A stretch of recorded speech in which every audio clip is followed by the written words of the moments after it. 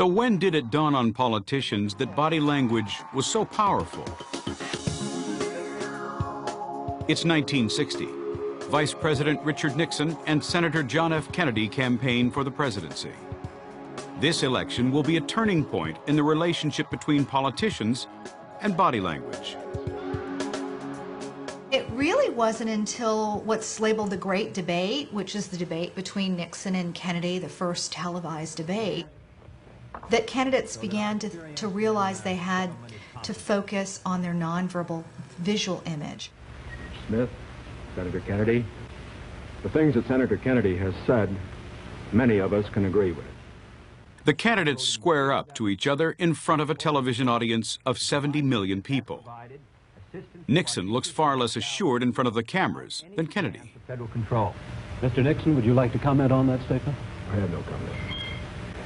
Thank you, Mr. Nixon. That completes the opening statement. Nixon had only just come out of the hospital after receiving treatment for an injured knee, and then refused makeup when he got to the TV studio. He was a manly man. He didn't want makeup. Kennedy said, put the makeup on, put all that makeup on, and he was already attractive. Nixon sweated under the lights. He compared unfavorably with the tanned and fit-looking Kennedy. In the polls after that debate, Nixon, to the radio audience that only heard him, won by a landslide. But the poll of the audience that saw the debate, Kennedy won by a landslide. So all of a sudden, politicians realized they had to be aware of their visual image.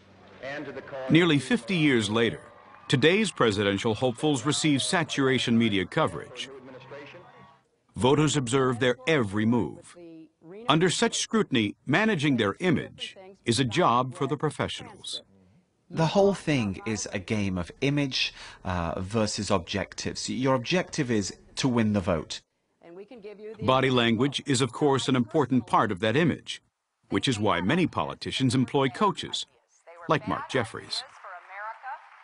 Very often when working with a politician, when working with someone who's trying to shape an image, you will ask that politician, so who do you admire in the public eye? And if it's a man, I mean, at the moment, typically it'd be someone like George Clooney, say.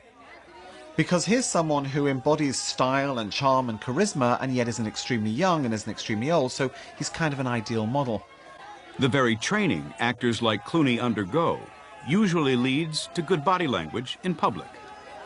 That puts them way ahead of politicians, who have to be taught how to walk, where to look, how to smile even.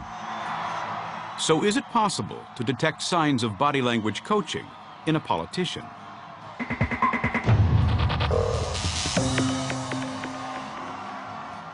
This is Hillary Clinton. I want to thank you for letting me speak with you about an issue that is central. Here's Hillary Clinton back in 1993. The overall body language here is soft, soft, feminine, soft, soft. I'm not the president. I'm the president's wife.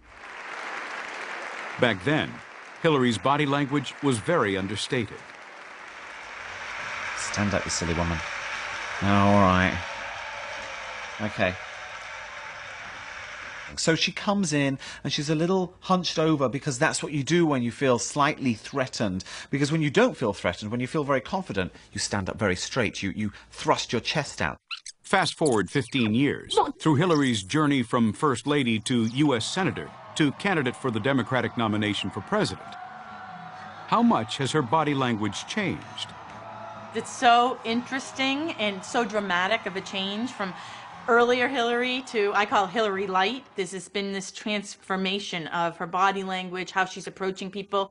Now together, let's give America the kind of comeback that New Hampshire has just given me. What she does now, of course, is she embraces the applause. She goes up to it. She almost wants to hug people for the noise that they're making, for the reaction that they're giving her. What are the coaching giveaways?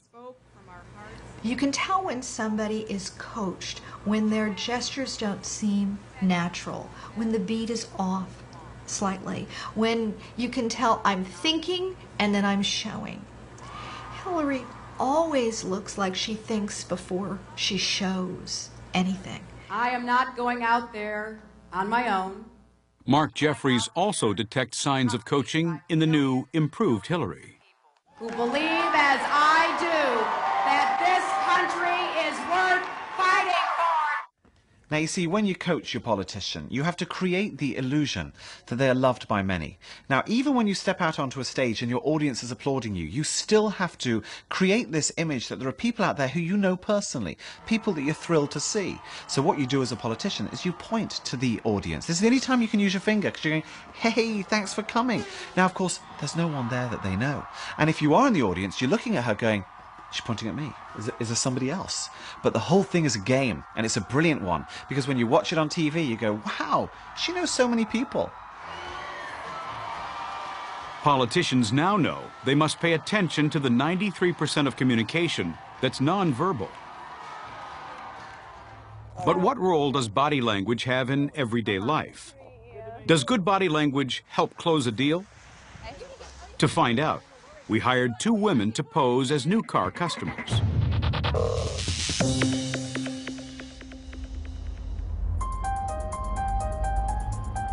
Our pretend customers, Jackie and Casey, are rigged with hidden cameras, so our experts can watch the car salesman in action. First stop is a BMW showroom, where they're greeted by Corey, one of the salesmen. Oh, look at the fixing the tie. There's some preening. Must have saw that there are 2 cute girls waiting. He's fixing things up. Hi, I'm Jackie. Nice to meet you. Nice to meet you too. Hi, This is Casey. Hey, Casey. Nice to meet you both. I wanted to come and take a look at something in the 3 Series, if you have something available. Certainly. Certainly. Let me grab it. Kind of quick on the handshake, but he was smiling, which is very genuine. Okay, look at how he approaches. The salesman approaches the 2 women. He's got a giant smile, which is what he needs to have.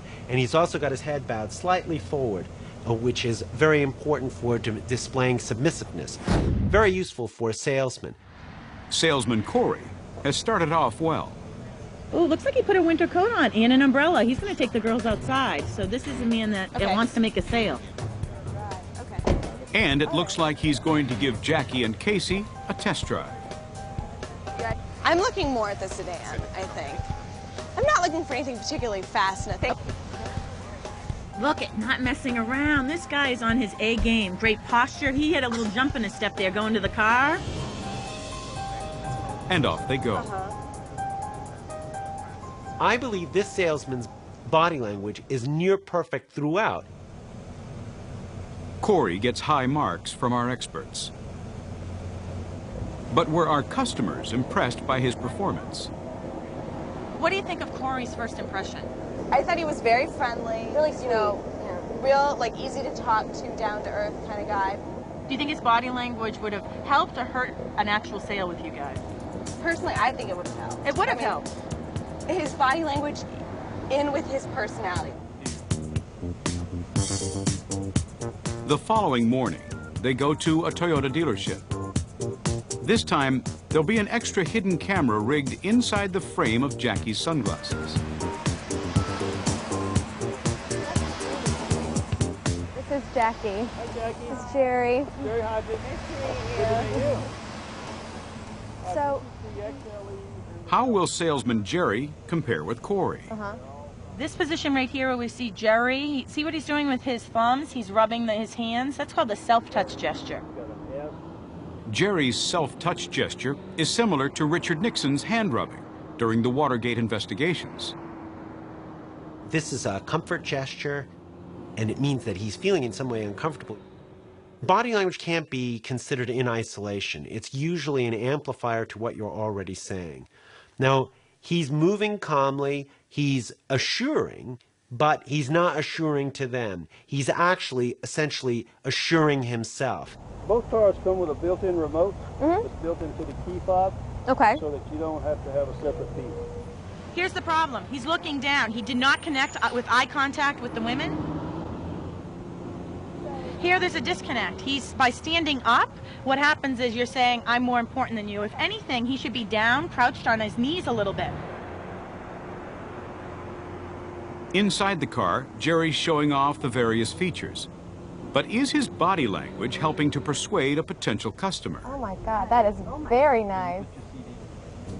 people buy not based on the product. They don't even buy based on the data about the product. Ultimately, they buy based on how they feel about the salesman. So how do Casey and Jackie feel about Jerry?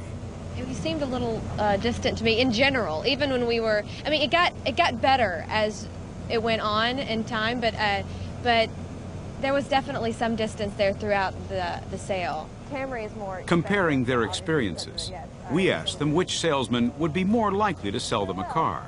Bye. Have a good day. Oh, Corey, Definitely. yeah. Definitely. Yeah. Why? And look at your genuine smiles pop up, by the Because way. he has a genuine smile. I mean, like you said, he has the confidence about him, and he was sure, but it wasn't overconfidence. It was just natural. He just had it.